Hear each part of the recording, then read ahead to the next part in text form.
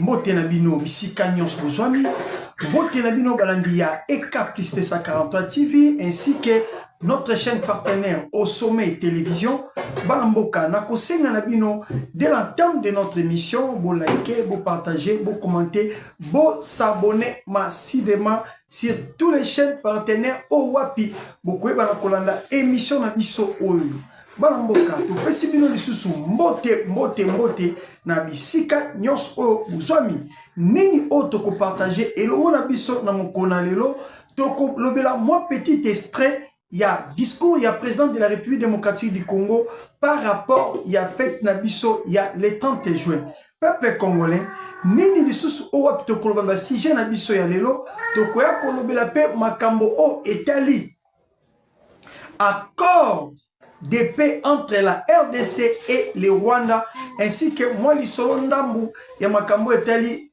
insécurité na biso la partie orientale de la République démocratique du Congo. Merci Nabino, to koti siko na katia débat na biso pona ko simba moi nanga pe asali moi discours na ye moko boye alobi pe biloba loba o ya ye sengela loba mais to ko loba pe moi biloba loba moi tamuke ya onanga lobi pobo mona échec o eza déjà na kati ya ngam na bango milelo o ekoti na kaya bananga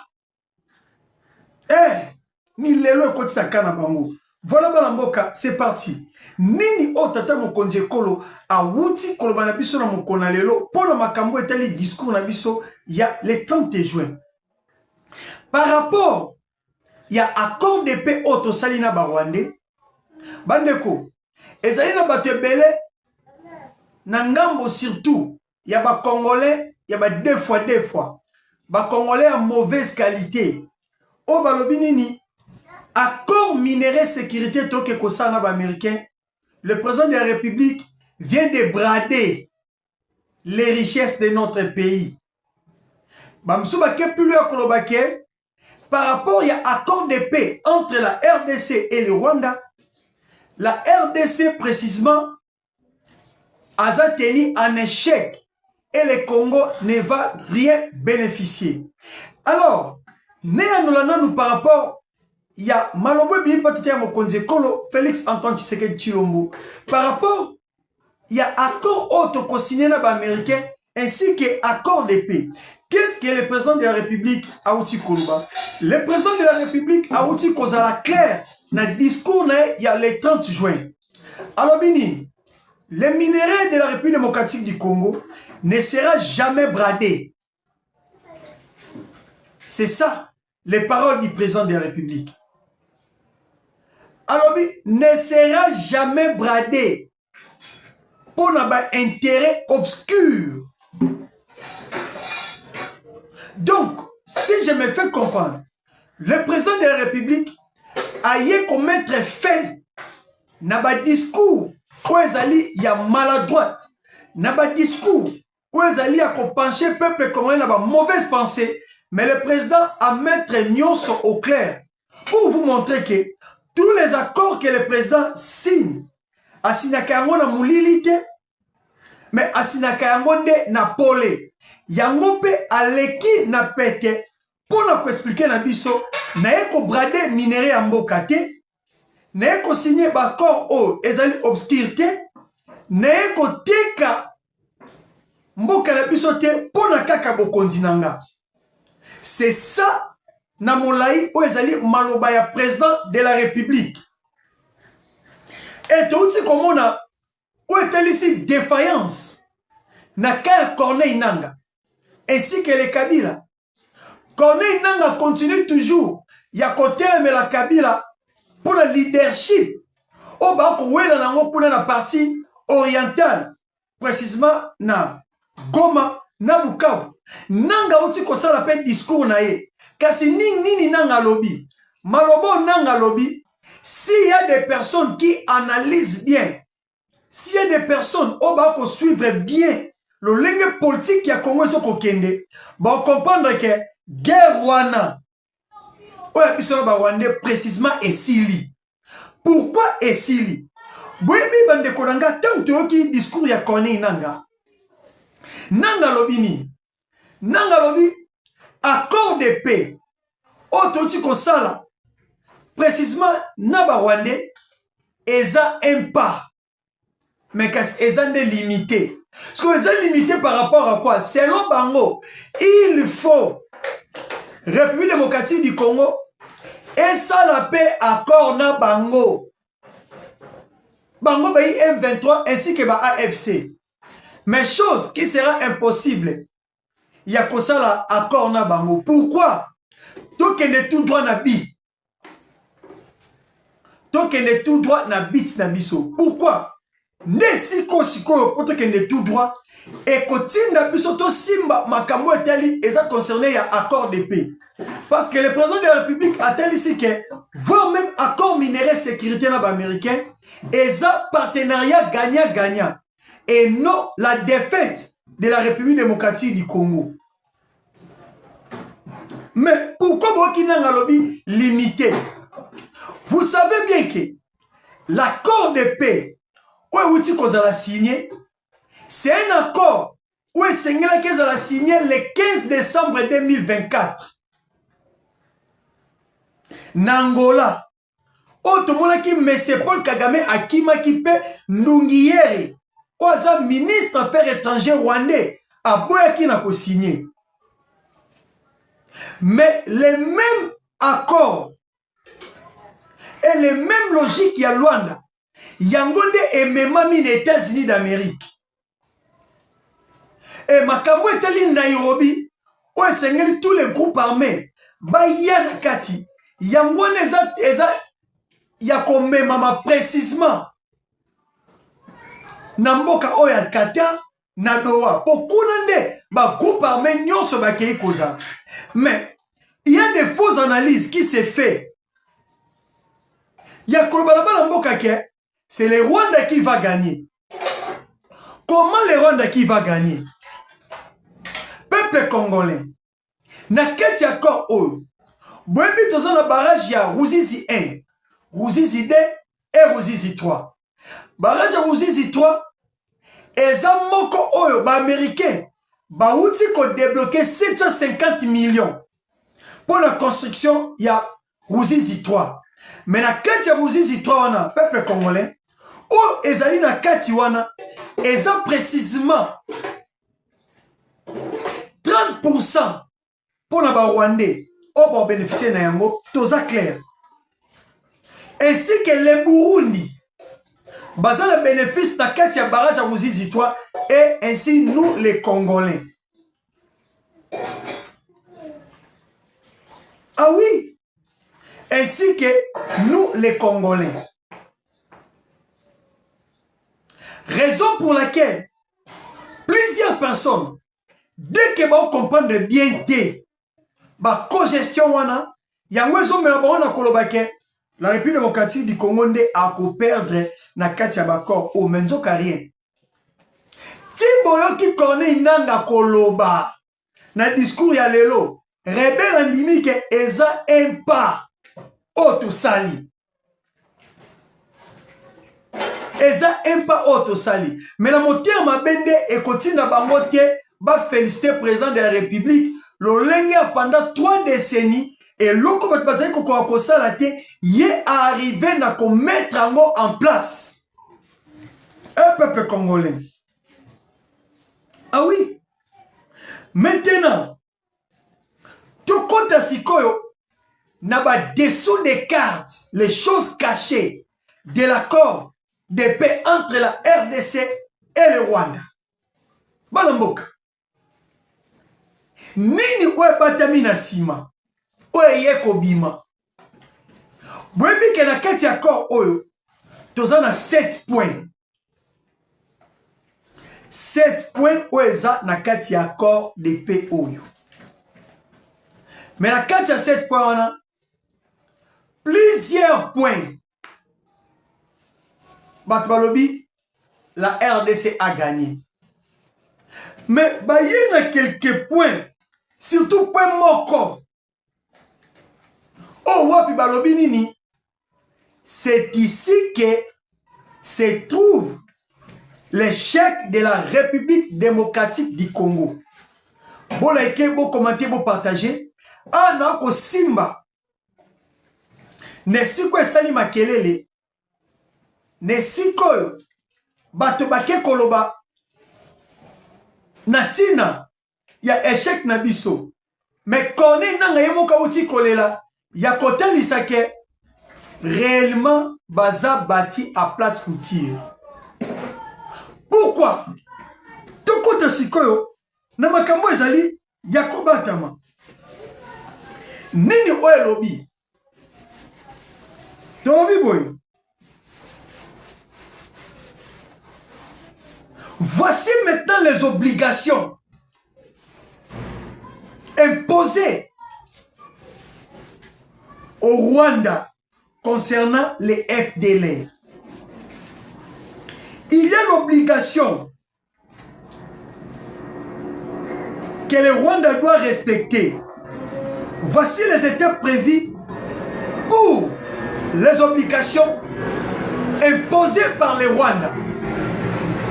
Raison pour laquelle il y a un opposant au nom de Prince Epeni. A beti moi l'isolomo mouke. Il y a kolobake penalty et outil kopesama et pas ya arbitre. Mais penalty a moi suivi na sanction té. A bengi arbitre nani Donald Trump, les États-Unis d'Amérique. Mais sanction à la cagné à la carton. Mais carton épais samité tel que rouge ou jaune. Mais ce que je peux vous dire, les sanctions seront suivies. Comment les sanctions seront suivies? Les sanctions seront suivies par rapport à la justice. Dès que Donald Trump a prononcé que Rwanda koti sakaba soda na e awa pona ko boma bat na machette. C'est à nous maintenant la République démocratique du Congo, il y a quand même pas preuve dans ces pays, dans la cour il y a droit de l'homme, où il y a biso cour africain, où ils ont sambisa makambo na biso de façon que makambo etali justice et bana kozala ya kotia manesika. Merci. Tout kende na o ezali ba obligation o ba pesi Rwanda. Vous savez que tomba lobini que le respect de l'intégrité territoriale de deux pays, la RDC doit respecter l'intégrité territoriale du Rwanda et le Rwanda aussi doit respecter l'intégrité territoriale de la RDC. Peuple congolais. Comment le Rwanda doit respecter l'intégrité territoriale de la RDC? Et comment aussi la RDC doit respecter l'intégrité territoriale de la République de Rwanda? Le respect est placé comment? Selon les Rwandais, balobara toujours que la RDC va soutenir la FDLR. Et la RDC aussi, tous les groupes rebelles majoritaires qui s'y trouvent au Congo, bazaka soutenir et pas Yaba Rwandais. Alors, nous les Congolais, tout le monde qui en bien, que notre effort sera fait d'éradiquer tous les groupes armés qui se trouvent en République démocratique du Congo. Et à contrepartie, nous avons accepté le dialogue de Nairobi au Lelo Komi Doha. Et si comme un groupe armé nyonso, bakende ko s'enregistrer, ba na cahier de charge na bango pour te comprendre pourquoi bandima ko kende ko comme ba rebelle à contrepartie ya ko bundisa mboka na bango. La RDC était d'accord, raison pour laquelle la RDC, à travers le président de la République, tondima qui tokene na processus oya DDRCS. Ah oui. Néanmoins, les Alaki déjà volontaire président de la République. Outa Nairobi. Il y a qu'on intégrer Bango, qu'on démobiliser Bango, puis qu'on désarmer Bango, puis à la réinsertion, réinsérer na katia vie normale en République démocratique du Congo. Chose que les M23 refusent d'être enregistrés comme un groupe armé. Mais les M23, Bango Balingi basa un statut spécial. Mais or, la République démocratique du Congo a déjà collé un statut spécial au M23. Quel est ce statut spécial? Le statut spécial des M23 collé par la République démocratique du Congo, les terroristes. Les M23 sont des terroristes. Ne sont pas comme les groupes armés de Maï Maï. Ils sont des terroristes. Les terroristes soutiennent par l'armée étrangère, l'armée du Rwanda. Raison pour laquelle les M23 et les Rwanda sont réunis pour agresser la République démocratique du Congo. Mais chose claire, expliquée. Et pas, il y a la ministre de l'Affaires étrangères, Madame Kaikwamba Vatner, Mama Kimpavita. Femme noire, Oyo Aouti ko briller na 2025 Oyo. Selon les Américains, de ba pesier Oyo le koum. Mais nini Aouti koloba na eloko ezaki caché Oyo le bamate. Obligation imposée na Rwanda Zaboui. Rwanda à tout moment déclaré na situation de FDLR. Mais va se mettre en accord. Il y a quoi imposer bon ya kolobani. Il y aura des forces internationales qui seront réunies derrière la MONUSCO pour traquer les FDLR, mais à condition. Quelles sont maintenant des conditions imposées? Et si comme Makamwe Fandi bo like, bo partager, bo s'abonner massivement. Banamboka. Ba condition saboui. Premièrement, les FDLR. Au Rwanda babake bazaka na Congo. Na keti ba principe. O etiami na ba point wana. Elobi boy. Tangu tozo koka ke tout intégré. Tout intégré. Ba groupe wana na ba vie sociale. Na ba vie directe na kati ya mboka. Le même moment intégration otoyoki ezape susi ya kolata ya ba Rwandais. Mais batuma be ya Congo ba kota la kake comment intégrer les groupes armés, c'est le mixage et le passage. Raison pour laquelle le président de la République dans le discours ça le clair qu'il y aura ni mixage ni brassage au sein de notre pays. Ah oui? Et pas la intégration aux amis. Et ça toujours un mécanisme y a suivi. Où tu as précisément tout le Conseil de sécurité des Nations Unies. Et continue un mécanisme suivi. Où est-ce qu'on vérifie M23 groupe armé au lieu ce qu'on est dans cantonnement. C'est de là qu'on va vérifier qui sont des Congolais et qui ne le sont pas.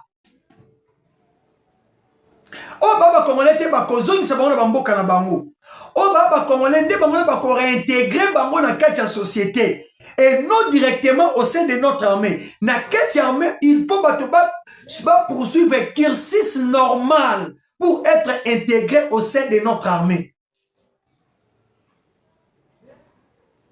Il y aura le désarmement, démobilisation et réinsertion. Il y a ba M23 au ba koza ba Congolais. Donc, chose à savoir, le M23 sera démobilisé, sera désarmé et sera réintégré.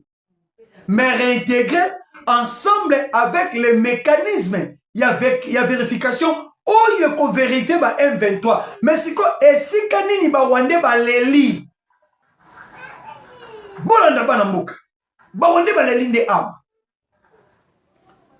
même procédure il y a désarmement réinsertion et démobilisation il y a un peu condition c'est plus simple ba Rwandais comment ndenge biso toko désarmer esengi ba désarmer ba M23 ndenge pe ba Rwandais sengeli ba désarmer ba FDLR bako désarmer ba FDLR bako tinda bango na Rwanda pe Rwanda ako réintégrer bango chose oyo Kagame aboya